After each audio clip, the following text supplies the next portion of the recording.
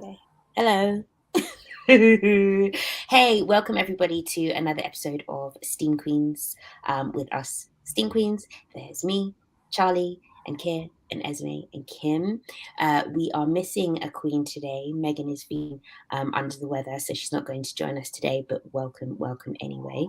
We're going to go straight in, I think. We don't think we need to do our introductions again. Everyone knows who everybody is at this point. And today's episode is School Smut. Is that right? Yes, School Smut. And we read, at your behest, a book called Gothikana by somebody help me. Who? Runic. Yeah. Runix. Yes. I don't know if we're pronouncing that correctly, but Yeah, it's Runix. Well, Nix. R, Nix. lowercase u, capital N, Y. Yeah, she tried to be snazzy about it. She, he, them, not sure. But we read Gothikana by Runix, so that's what we're going to go with. And before we get into talking about it, I think this is a unanimous like for like the first time ever. What are we doing? Yeah.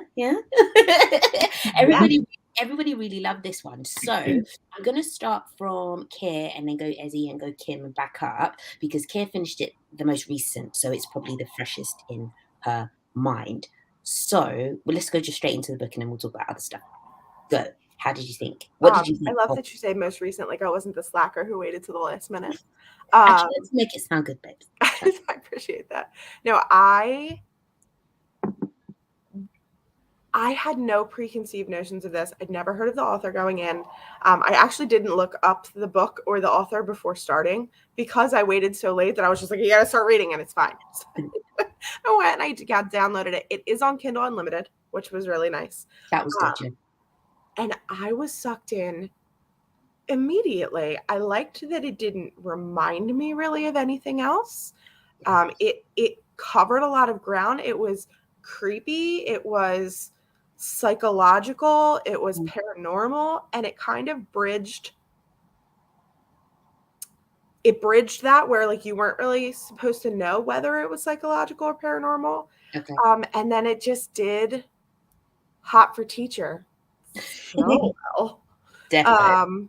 It like, you know what? It actually damaged Zodiac Academy for me that we've been reading because I feel like she did it better. You think?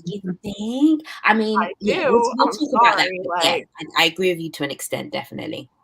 I just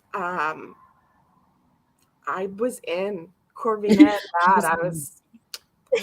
I love that. I was in. That's a quote. How did you like?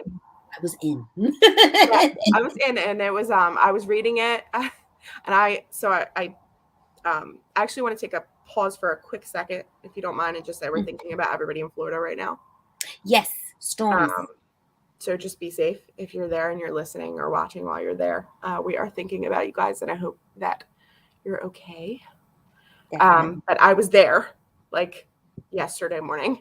So we spent all day traveling yesterday, and I got home and I was like, oh, I started the book on the plane. So I was like, I was addicted, and I got home and I was exhausted, and I still stayed up until 1 a.m. and at 12 o'clock, my husband rolls over and is like, are you still awake? And I'm like, don't talk to me right now. It's a scene. He's like, it's a scene.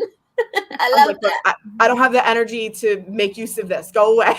Yeah. No, I definitely get that. It was great. I finished it this morning, and I immediately looked up the author, and I do want to throw a plug for her because she has a prequel. Oh, nice. To this coming out in like a couple days. Did not know that. Definitely will try and read it. So I loved it. Good stuff. Ezzy, what about you? I agree. I really liked it. I thought it was a really good combination of that sort of creepy atmosphere. And I liked the way that it was a lot of mystery about it, particularly with the main love interest. Like for the longest time, I didn't know how bad he was. Like in the preface, he's described as being morally grey. And you know me, I love me morally grey love interest, character, whatever, just all about the morally grey. But I was reading this and thinking, all right, is he bad? Like, is he an evil guy or not? And like, you just don't know until the very end. I thought, like, it kept you on that. Yeah, I think he's a good guy, but I'm still not quite sure. Yeah. Yeah, goodish, but like, you know what I mean? There was always that bit of, I'm not quite sure. So I really enjoyed that. That definitely kept me on the edge of my seat. The only thing I didn't, I only have one problem really with the book, and that's the way that there were some things left unanswered. However, if there is a prequel coming out, then maybe all of those questions are going to be answered in the prequel, because I ended the book thinking, is this a series or not? And correct me if I'm wrong, I'm not quite sure if it is a series or if it's just a standalone with a prequel, if that makes sense, or like other books in the same, other standalone set in the same location or the same universe without it being a series.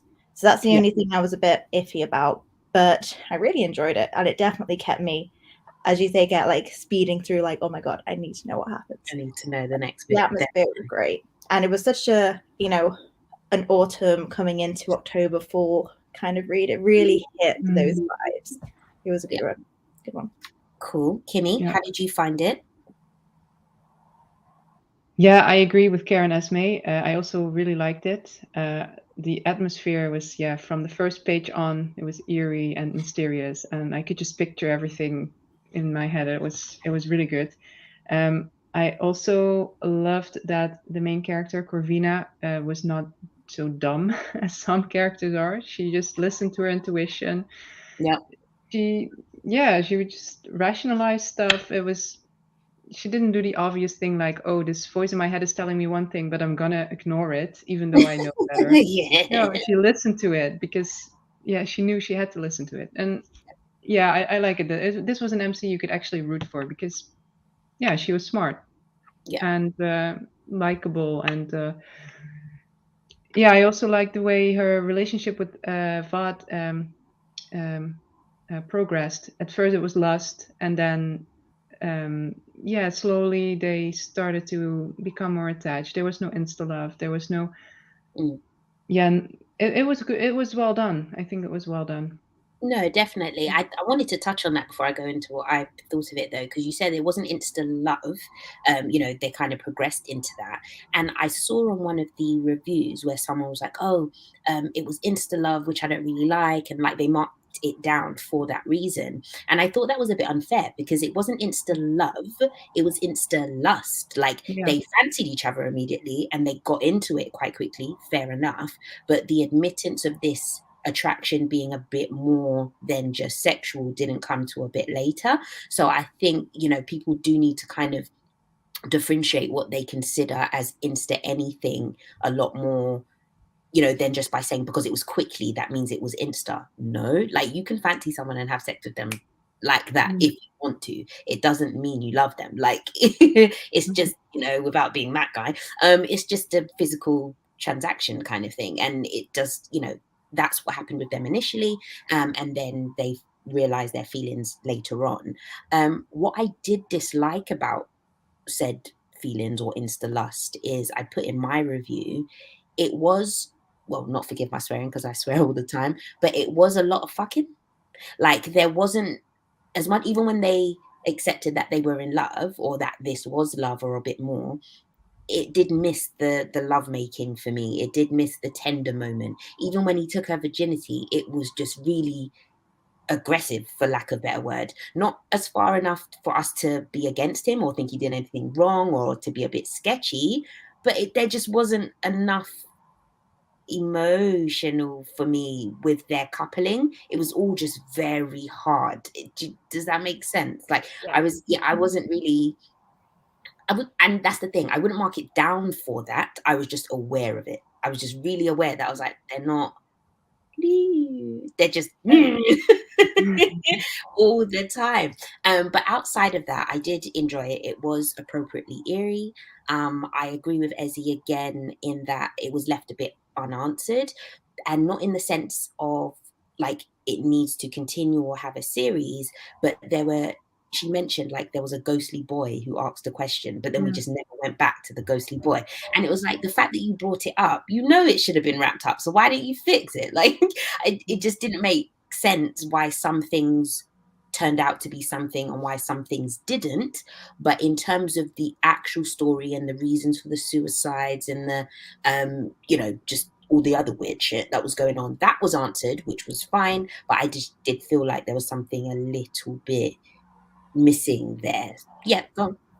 I just think I might have missed this, but and again, spoiler.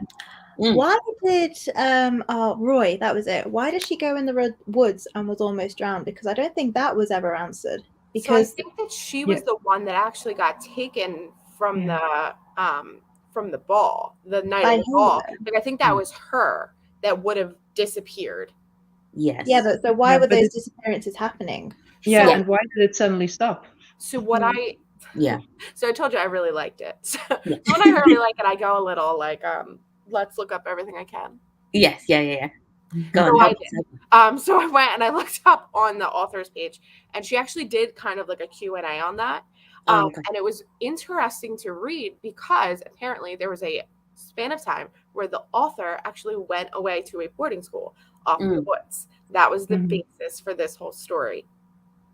And it was a boarding school with a lot of history, and apparently there was some weirdness that inspired the whole story there. So she left with all these questions, and she said that she actually wrote the book kind of to work through the fact that she would never have answers to the questions from her own situation. So apparently in her mind, the location of the school has existed for all of these hundreds of years, and there's so much mystery steeped in it that she purposely wrote the book so that one person could not go through it and find out all of the answers to all of the mysteries. And an aspect that she didn't want to lose was the unanswered questions. But she did say that some questions get answered in the prequel. And some in the prequel, there will be some questions that don't get answered in that book that were answered in Gothikana. Oh, I see. So it's kind of like a world that she's building around this location that I think it actually made me more invested in the whole story because I just like the depth of reason in that. Yeah. I mean, that makes me like it more. Sorry, go on. Sorry, I'm just saying that makes me like it more. The fact that those questions are going to be answered, but not necessarily in that book. So she even said all of them won't be. She said there will be questions answered. It makes me feel like it's going to be something that she wants to keep alive for a while and write more books. Yeah. But it's real as well. Natural to that genre to have some kind of questions and answered, like the mystery. It's more common in books like that not everything is answered in the end. Some open ending. Yeah. And that's it. It's like we did obviously really appreciate the mystery of the book because that gave it its substance outside of the smut. So obviously we all know that this podcast is for books that are of a smutty nature. So one thing that we continue to talk about is like the sex and stuff is great, but if there's nothing else holding it up, if there's nothing else keeping me turn the page, then it is basically just sexy trash on a page, which isn't what we're here for. We still want stories, we still want plot, we still want entertainment, just with some sexy time thrown in, basically. And this was able to add that with, it was a very, what's the word? What's the film? Sleepy Hollow vibes. It was giving me. It was giving me Sleepy Hollow. It was giving me Tim Burton. It was giving me Nightmare Before Christmas, Dracula. It was, it was very. That would make a killer vampire. That's all I'm going to say there. If you wanted to have taken that paranormal, that would have worked. I thought he was going to be a vampire. I swear to God. I know that's not what it said at the beginning, but I was waiting for it. The whole in the attic room playing the piano in the dark, like this dude's a vampire. Gray hair. I'm like, this dude is a vampire, guys. Like, it was the one time I was actually hoping for some vamps because I honestly, it matched his whole personality. It was just, it was great in that sense. It was spooky. It was good. And doing a bit of a 360 U-turn, whatever you want to call it. I did like that he was Professor Orion on 100. So for those that don't know, this is Professor Orion from Zodiac Academy. For those that don't know, this is a Zodiac Academy simp podcast. It is. For those that don't know. Listen, I'm on book 7 at the minute, and I'm going to say book 7's letting me down a bit in the sense of, like, Orion is doing, Lance is doing a Castile in becoming like a super simp, and he's just lost all of his edge. But either way, beginning books 1 to 4/5, Professor Orion, proper doing it. And Vad was embodying a lot of that, that attitude and that straightforwardness. And what I wanted to touch on before we, simp either way, is what is it about School Smut and obviously that teacher-student dynamic that appeals to us? Because it does. We like it. So why? I feel like there's like a built-in, everybody's had even in school, like even if it wasn't a thing, there was always like the hot teacher. Everybody had the hot teacher. And that was always, I feel like when you're kind of the age where you start to have all these feelings, you're in school. So I feel like that's a built-in kind of easy feels for us in general. But I also feel like it can be really poorly done and really well done. In this case, like, I'm sorry, you got like the good girl and the teach me both managed really well. I was like, you just hit both marks. So I'm there and I'm with it. Yeah. I'm in. That's my new thing. I'm in. I feel like for me, I feel like that's why kind of in general it's an easy fallback for a genre. And then I like that in this book in particular, they added so much to it. Like it was the school setting, but the psychological aspects of it, the storytelling aspects of it, the actual sexual aspects of it were all just really well handled. No, I get that, because even with like obviously mashing it up, so you've got Corvina and Vad in this story. He is, for context, because I just realized we went straight into it and didn't even say what the book was about. Basically, Corvina gets invited to this special school, which in itself isn't explained how she just gets invited to this special school. No, it does get explained in the sense that he sent her the invitation, but the whole kind of sorry, spoiler alert, sorry guys. He sent her the invitation, but just the whole kind of not magical, but that supernatural element I think was a bit lost. Like, did the other kids have a supernatural connection the way she did with her kind of witchy mum, why they were invited? Do you get what I mean? As in, what was this school's actual basis? Was it a magic-y school, or was it... I kept waiting for that to be like a magic-y school, and that never really was. And if you look up, the author says she left it as for you to decide, like, was it paranormal or was it psychological? Yeah, I mean, I totally get that, and I appreciate that for the, for the device that it was, but just generally speaking, to be admitted to a school, that's elite and of a special nature, none of the other kids came out as being from anywhere special other than they'd been from what particularly broken homes. So what is this, like Xavier's School for the Gifted? Like what what was the actual... It really threw me how they had such like regular classes. Like I was expecting them to have like, I don't know, like the classes they have in Tarot 101. Yeah, basically. And then they're like, oh no, English literature, mathematics.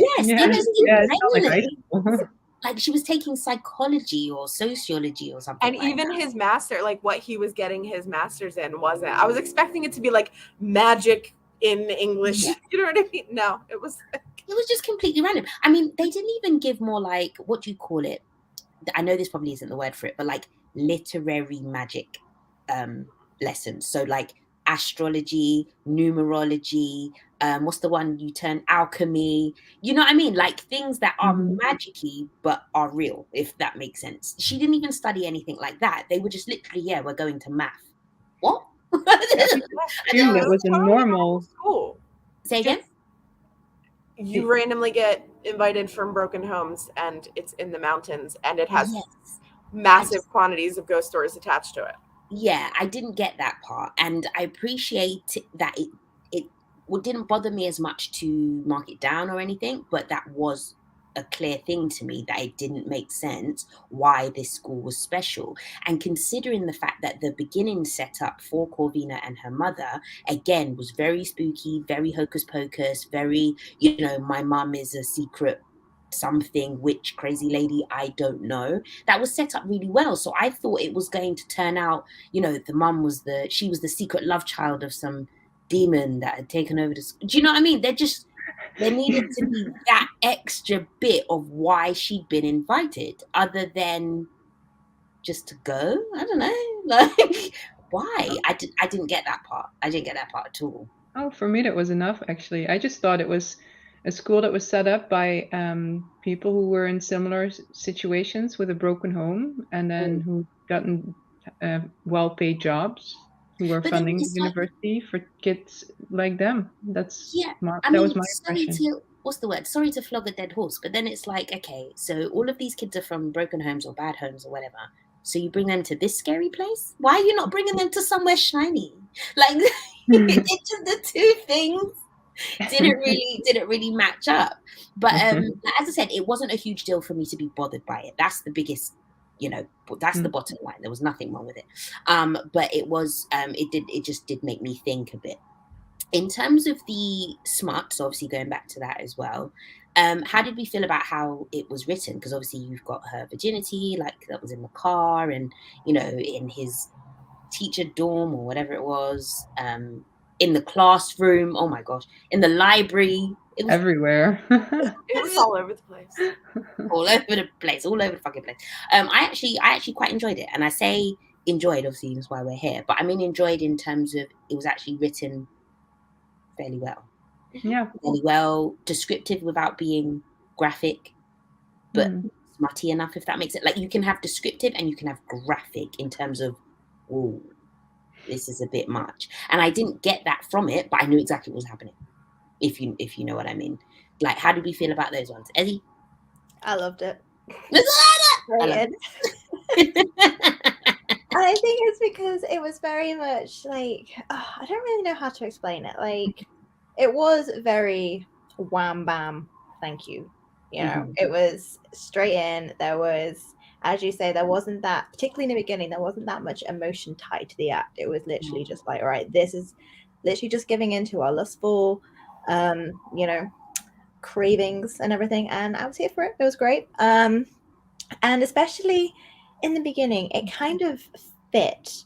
Like, he had a person in a car. It was very much like, all right, let's just do it, almost to get it out of the way, really, because they were like, we are going to explode if we do not act. If we don't do this. But it was very much, it kind of led into the whole forbidden aspect of it, because the fact that it was literally so, we have an hour to do this shit. Let's get on it while there's this great big storm going on outside, and then let's just continue with the rest of the day, basically, like nothing happened. And it just fit very well in the terms of the story and also in terms of their character development, because it was very much like, all right, wham bam, and then it started to get a little bit more tender. And even if it wasn't very sort of like tender lovey, actually, in the later sex scenes, you felt that emotion outside of the sex scenes. So it still, to me, made the sex scenes even more tender, even though it was still very much wham bam, what I mean? And so I really enjoyed it, and because as well it fit Bad's personality. It fit Bad's personality, yeah, definitely. Well, and I think it also fit hers. Like, and I get that it wasn't tender, but I would say that I agree 100% the tenderness was outside of the actual sexual scenes. Even in like how he dealt with her in class, or like when she was pulling her apart on the lawn.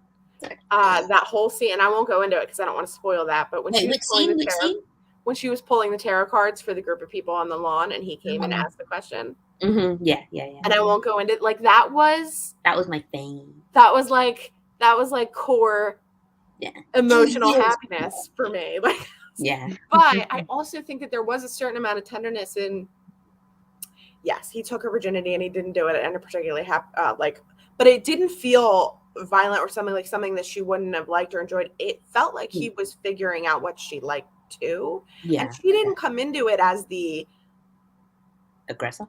No, I want to say not. And she didn't feel like the ingenue. She didn't feel like the untouched virgin. She felt like a sexual being who had just happened to have been by herself.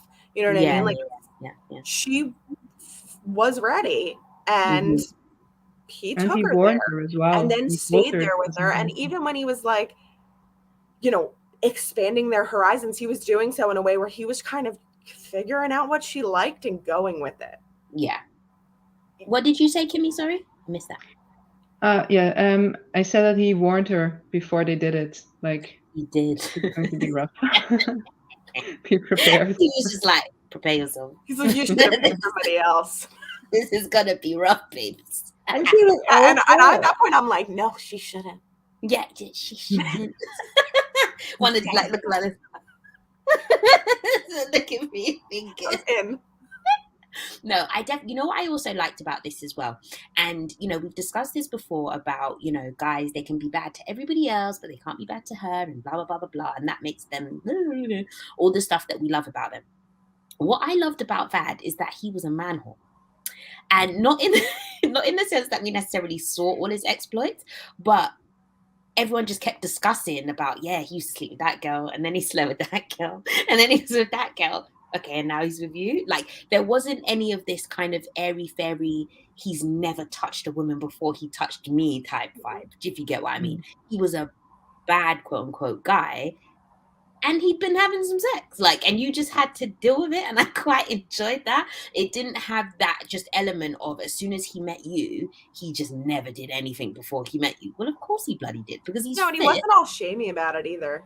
Exactly. Like, at one point he tells her, and he's like, yeah, right over there, me and what's his face did this with some girl and her friend or something. I don't know if I'd want to be talking about that right then. Exactly. And even though it was kind of obviously because she's quite timid, grew up alone and all that kind of stuff, she wasn't even particularly upset about that, which I liked. But she didn't suddenly become, oh, because you're mine and you can't have had a life before me, and then she didn't do any of that. She was just like, okay, cool, I might feel a bit like, oh, someone's been before me, but she just dealt with it, and that was pretty good.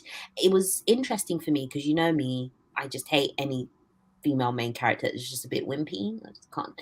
And Corvina was a very fine line between not being naive, but just being very innocent and simple and learning the world as she went, but still having her own strengths and her own powers, and not necessarily physical powers, but just understanding herself and her voices and what her mum had been through. She was strong in so many other ways other than physical, which I really enjoyed. It's not necessarily always about fighting and knowing how to use a sword or any of that.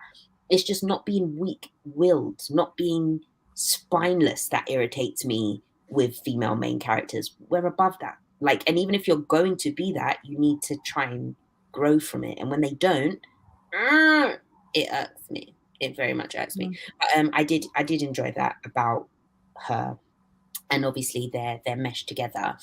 One thing that I like about that as well is, again, its comparison to Zodiac Academy. With Zodiac, we have twins. So we have Darcy and Tori, and they're basically the same person, but two different sides, which you get to enjoy. So you get to read Tori, who's more aggressive and in your face and blah, blah, blah, blah, blah. But then you get Darcy, who's less so, if that makes sense. And that definitely helps me. Have you started reading it, Kim? Yeah, I started, but I also stopped. The bullying. Okay. Where did you get to? Where did you get to? They got to the school. They also got to their houses, or the elements, or what it's called. Oh, right, yeah. Oh, and I had their first couple of classes. Oh, right, you're super early. Super early. Hey, nobody's even peed on yet. It was a sample. I thought I want to read the sample to see if I'm going to buy the book or just the ebook, but it's not going to be the physical book. Dude, we don't physical book these. Are you crazy? And they're expensive. We don't do that around Kindle here. Unlimited. No, exactly. Kindle Unlimited, or Yeah, I don't have Kindle Unlimited. You don't have internet to make it worth it. Yeah. Oh, definitely. It's worth it with these books because there's so many, though. Yes. So even if you just get like a, 30-day trial, read through the first book or two, and then you can see if you want to carry on. But it does get better. So the first book is very different to what it becomes later. To what it becomes, yeah. Okay. I didn't know if I'd continue after the first book, and then I got into the second book, and then I got on Charlie's hooked to Zodiac train. Listen, I didn't start it. I don't think I started it. Did I start it? I started it because I thought it was you. No, Well, Vicky read it before you. Vicky finished. Thank you. Vicky finished it, so it wasn't me. It wasn't me. I mean, if you love it, it was me. If you hate it, if not, it's Vicky, who's not on here, but she's great. Yeah, our friend Victoria just plowed through them. But honestly, 7, I'll throw my hands up. I'm not loving. It's taking forever. 6 was give me 5, top notch, best book ever, not ever, but yeah. 4 It is amazing though. Best book of the bunch. Stick it out until 5 because 5 is just so explosive. Like I actually teary. I was, oh, it was good. 5 was so good. 5 was so good. That's what's making 6 and 7 so bad, because how do you just bomb this way? Isn't 8 about to come out? 8 is the last one. I'm glad they're ending it. Like, oh my gosh, that's exactly what I said. I was just like, I'm happy that they've accepted, like, yeah, this can only run for so long, and now we're just gonna give it a proper ending. Yeah, give it a proper ending. Because at the end of the day, with School Smut, obviously bringing it back to what we were talking about, there was only so many years of school. So it has to be limited anyway. Do you get what I mean? And once you move after graduation, it's now just a regular book. Like it doesn't count the same way. Do you know what I mean? So yeah, I'm glad that it's finishing. But I do love the School Smut scene. One of my new whips, or possible new whips, is going to have a school setting. So a lot of this reading, I'm taking down my little notes of what I like and what I don't like, and what can work in those settings and what doesn't, because it can get quite juvenile. I know that sounds silly because we're in a school, but you get what I mean? It's like you want and I feel that somewhat in Zodiac, like where it'll every once in a while it'll remind me of, did anyone read the House of Night books? I didn't know. So they were like a big thing a couple years back. This was like pre-Bookstagram. Everything is pre-Bookstagram. Yeah, when House of Night, this was it's PC Cast and Kristen Cast. I would not recommend you read them now, because I read them when I was young, and the language in them annoyed me then. Oh, stop it. So they're YA, but they're sex. Okay. But not like this sex, but there's sex. But it would remind me, Zodiac Academy occasionally will feel a little like that. And it's a magical school setting, so I get it. But it'll kind of, to the point where you'll be like, it has YA leanings in a way that I didn't feel like Gothikana did. Like there's nothing YA about this book. No, there isn't. And I think it worked better because, like I said, even though it was a school setting, I think Corvina's 21, 22. I think. Yeah, so she's a little older than the rest of them. Turns 22 in the course of the book. Yes, exactly. So she was a little bit older than them. So there was that kind of connection to her just as an older character, which worked fine. I think what does bug me about some School Smut or YA Smut, whatever you want to call it, is when young kids are having quite grown-up sex. And it's not just that they're having sex, because depending on, who you are, some people were having sex at this time, so that's fine. But they're talking about like, oh my gosh, the greatest sex I ever had, and he blew my back out and my orgasm. And I'm thinking, how much sex have you had, like, in this short amount of time? Does that make sense? Like, they're having grown up. I can't think what the word is. Yeah. No, I would agree with that. Yeah, I agree. Like, I didn't understand, or I never understand. It's like watching, the Gossip Girls and the Pretty Little Liars and stuff like that. And they're having their disputes and their fights with whoever. And it's just like, how are you having this much problems? You probably only started having sex maybe 2-3 years ago at max. Yeah, right. He probably doesn't even know how to find it yet. Stop. You know what I mean? And they're talking like they're going like what's her name? Tori in Zodiac Academy. She's talking about, oh yeah, my ex used to do this and my ex used to do that. You're only 18. What really influential ex could you have really had at this point? It just didn't make any sense. It just didn't make any sense. They talk like I appreciated the ages being up. I'm looking forward to reading. I haven't read Ninth House yet. I wanted to read it this month. We're doing, School Smut, and plus it's September. That I'm in for the School Smut in September. It just feels right. I'm in. But I didn't get to it yet. But I'm hoping that it's also going to be, an aged up. It feels, I like that we're doing adult school smutty books. Yes, exactly. Because reading about little kiddies doing nasty things isn't really appealing. Were you going to say something, Esme? But I don't know if my thing's delayed. I was, and I can't remember what I was going to say. I think it was completely unrelated. I was just thinking about, so I've not read Ninth House yet, but I can't stop seeing the image of that cover for the sequel with the rabbit. I just can't get it out of my head, and I feel like I can never read Ninth House because I know that at some point I'm going to have that image on my Kindle. Get it on your e-reader. Oh, I can't do it. Literally, even if I read the book, I just have visions of this weird naked rabbit, and I just can't. Yeah, it's not a very nice cover. Like, is it like naked? Why did they? Is it dead? Is it what is with that rabbit? I think it's dead. Oh, yeah. what? And the thing is, as much as I totally agree, was it Hellbent? It's called, isn't it? That was it. Yeah. I totally agree with you, Ezzy. But because it does look like that, it's making me wonder why that would be the cover. Do you know what I mean? You know what? She accomplished catching our attention. Yes, because why is there this weird dead rabbit? Plus, I like that. I'm sorry, a lot of cover, and we talk about this in our little private chats we do, but books are so samey. You know what I mean? Like, I mean, and I'll say across the board, not all indies, because most people, are going out to different artists. But in generally speaking, most books that you see on the shelf, there's a certain sameness to them that I don't really feel with the Ninth House Hellbent. Yeah, no, it's not dead. It's just a white rabbit with just red all around, like its eyes and hands. So it looks a lot like blood. It looks too much like blood, but it's not. Up with its fur. Yeah, the fur is like it's wet. It's like somebody's pulled it out of water. It's. Oh, speaking of wet, to pop back to Gothikana. Yeah. If I would say that there was one thing that maybe was like, it maybe wasn't too much, but if it was a little bit borderline almost, was the amount of time that we spent talking about dripping. Dripping.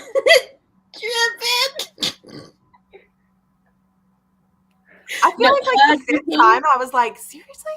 Yeah. What's going on down there? You know what? I'm with you on that one, because when we were reading School Smut, it got a certain level of leeway because it's fantasy, and if this is what you want to do with orcs and they have a gallon of spunk, then fine. However, I'm 34 years old. I've had a lot of sex in those years, and at no point, no matter how horny anybody was it dripping off me, okay? No, I don't think any woman... you know what? I'm not going to say that because I don't know people's bodies. But to physically drip as a female, I feel like you need to go to a gynecologist. That's what I think. Because I don't think that's normal. It was often. It's just like a frequent conversation. Do you know what I mean? Like, I'm all for when, this is in any book, by the way, when they, they do a bit of fingering and they're in the panties and that, and they're like, oh, it's soaking, and, inside hair is all moist and whatever. Cool, I got it. But the actual drippage, as you said, it's not realistic, and it really froze me. At one point, I think she was like, oh, it's running down my legs. And I'm like, no, it wasn't. No, it wasn't. Did you It was terrible. But no, and I will say the sex is really well written. I'm sorry. You made me want to buy a piano, and definitely that was just the one thing that I could have maybe done with a little less of. No, 100% agree with all of that. Even talking about the piano, I think the thing that made me want to buy a piano was Little Woman, Pretty Woman, with when they're in the hotel lobby after he's playing the piano. Do you remember that scene? Have you seen that film? I haven't seen Pretty Woman in ages. You guys? You have seen Pretty Woman, don't you dare. So what do you call it? So they've come back from the night out when she's wearing the nice red dress or whatever, and she, he's gone downstairs because he needs to think or whatever, and she goes to find him, and he's just playing the piano like by itself, and he tells everybody to leave, and they do it on the piano, and it's great. Like, you don't see it, but it's all like sensual and stuff, and it's really, really nice. Like, in terms of the film, it's one of those, they're starting to care about each other's sex. Like, before it was transactional, and then they get together and then they kiss, and I love Pretty Woman. It's my favorite film. It's my favorite film. It's my absolute favorite. But no, I do get that. The dripping was a bit much. It's not realistic, guys. Let's get with it. You need to just see, like, it might be fresh. I don't know. Well, especially because like I couldn't get past the thing that she didn't wear underwear that often. So I was thinking to myself, well, if she's dripping that much, is there going to be like a trail to the school grounds? As you said, she was a snail. Well, you know, if she doesn't wear an underwear and she keeps dripping, because there are some instances where like she gets really, really turned on, but nothing actually happens. So she's still, you know, been left high and not dry, but you know, high and not dry. But dripping. Because, like you said, it's like she's either dripping and leaving a snail trail like a snail, or at least when she stands up, there's patches on her clothes. Because right. You got a puddle on your like. No. But she wears dark clothes, so maybe it's related. I can still see it, Kim. Maybe that's why she wears the long skirts. It all makes sense now. I see those gothic, like, I don't know, it's the name in English, like the sticker fabric of gothic dresses. What's the name in Dutch? The what? Sorry? The thicker fabric. Yeah, the thicker one. Wool? I just had it. It's not satin. It's a fluel? No, I don't know. I thought I could try and work something. But it's thick. And when you see people, you know, goths with their nice dresses, they have a certain material. That's what I saw. I know what you mean. Yeah, I don't know what it is. Thick, so, you know. Yeah, but even I like that she had her own style, though. Yeah, she was basically just walking around looking like Hocus Pocus, and I really dig that. Yeah. Like, she did not care. She was like, "Yeah, I'm gonna walk around in hard. I'm just gonna." Yeah, she was so comfortable with herself. I like that. She was comfortable with herself, and one of the ongoing themes with all of these books that we read and stuff is we love the strength of the female characters, because when you're reading books, here is my public service announcement, guys. When you're reading books that, you know, feature varying forms of depravity or kink or sexual activity, you want the woman to maintain as much power as she can, because there are too many narratives and TV shows and books and whatever you want to call it that take that power away, and it's just the norm for it to be taken and to be used as a bargaining tool, or, you know, as an anything. Like, women are just objects to be used for sexual gratification. So when we do read books where i.e. a woman is in control of her sexual activity, in control of her body, and can do whatever she wishes with it and with anybody, we praise that. We praise that here, okay? Because that's what it's all about. The minute the tables turn, it then gets a bit iffy. And not to say that we don't love a bit of a schoolgirl kink. Not to say we don't love a bit of a good girl kink. Yeah, but it never felt demeaning, and it never felt like I think what worked so well is as much as he was clearly doing what he enjoyed, it really felt the whole time like he was trying to feel out what she liked too. Yeah. Like it felt like he was learning her. Yeah, that's a good one. And as the dynamic of like teacher, student, older, younger, like that just really worked without taking anything from her.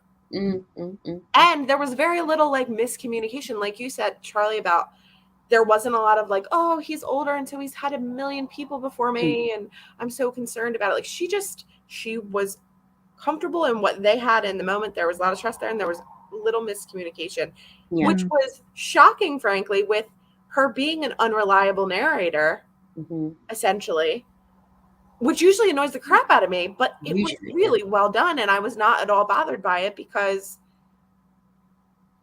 I don't know, I feel like a lot of unreliable narrators that are in right now, they're usually because they're on some kind of drugs, and God knows me, so no, I think that I liked how that was I think a lot of the time they're trying to force that mystery as well. Like, it's not happening organically. It's like, I'm trying to misdirect you into not believing this person, and it's just like, I can see this. Like, I see they're gonna be the bad guy. Like, I definitely get that. So no. And I think the story, it wasn't that much about whether he can be trusted or not. It was about Corvina trusting him regardless of his background, regardless of whether he was good or bad. Yeah. And him still having her choose whether or not to. You know what I mean? Yeah. That wasn't forced. He didn't drag her along. He gave her options again and again. He gave her openings. Yeah. No, like you said at the beginning. Healthy. Yeah, like you kept saying at the beginning, he said to her, "This is this, that is that. Do you want in? If you don't, fuck off. If you do, let's go." Yeah, exactly. And now it's Amazon delivery. Do you think it's a book? Always. Just as we have a bit of a wrap up towards the end, what are we going to give this in terms of chilies, hotness? So it's out of 5, isn't it? Let's start with Kim. Give some time to think. Yeah, I was thinking a 4. 4 because there's also a lot of a plot going on, so it's not just all the sex all the time. Yeah, there was actually mystery. There's a good balance. Yeah, there was definitely. What about you, Ezzy? I'm leaning towards a 3.5, just because I felt when I finished the book, I was left wanting a little bit more to the mystery. I know we've discussed that a lot, but my first thoughts upon finishing the book, I felt that still things unexplained. But in terms of the actual plot and the spice and the characters, it was top notch. It was top notch stuff. Kid? So are we talking Steam rating or actual rating? I think because we're Steam Queens, it's all encompassing. Yeah. All encompassing. Because I mean, if you're looking at a Steam level, for Steam leveling it for people, I would agree with the 4. Yeah. For me, as much my editor came out sometimes. There was a little bit of editing that could have been done in places. There was, a little bit of confusion over the drippage. But will I read this book again and enjoy it again? Yeah. So for me, that usually ends up with me leaving it a 4.5 to a 5. Yeah. Because I liked being there. I will come back and I will readily recommend it. Yeah. No. I definitely agree with that. I think, if it's all encompassing, I think I'd just give it a 4 then. Literally because the Steam level was quite high, but if we're giving it, as I said, an all over rating, the story was there as well. So I'm with Kim on that one. As a altogether-ness, then 4. If we had to split them out, then the Steam remains 4 and the plot is a 3.5, just because of unfinished business kind of thing. But the two mesh together, good stuff. Can't complain. Actually cannot complain. Like I've said a million times on my own reviews, like books of this nature, not that you don't judge them as harshly, but there is they get a little bit of a leeway because they're not here to break literary fences or glass ceilings or anything like that. They are what they are. Take them for what they are and have fun with it. Do you know what I mean? Yeah, I like reading books for what the author meant them to be, not It's when people are trying to masquerade as hardcore literature and shit ain't happening. And I just went even above like her fellows in the genre of like the same. I feel like I would go back to this first. Like I just really. Plus, Fab is hot. Good stuff. Well, thank you so much, guys. Before we finish and wrap up, we're going to let you guys know about next month. So next month is Black History Month in the UK. It's February in America. Sorry, Kia. But it's October in the UK. So we're going to look into. I put Afro-Caribbean smut because I thought Black smut sounded really harsh. But Afro-Caribbean, BIPOC, brown, black, smut. Either way, the characters will be the main characters, will be of an ethnic background. So we're going to look into that and just get a different kind of spice, see if there's anything different there. We'll put on our stories and stuff about any recommendations, voting for which ones we pick, etc., as we have done before. So I'm sure we'll have fun with that one, and hopefully we can get a good one from you guys again, because this Gothikana by Runites, was a resounding success with all of us, which is really good. So let's try and stick on that trajectory, guys. Until next time, obviously follow all of us. Our acts and stuff will be all on the descriptions. That's the word I'm looking for. But I hope everybody had fun today. Did you guys all have fun? Yes. And share with your friends who like Steam. Yes, exactly. Let everybody know about Steam Queens, because we're gonna have some more steamy fun. So have a good night, evening, day, everybody, and see you guys soon. Bye. Bye.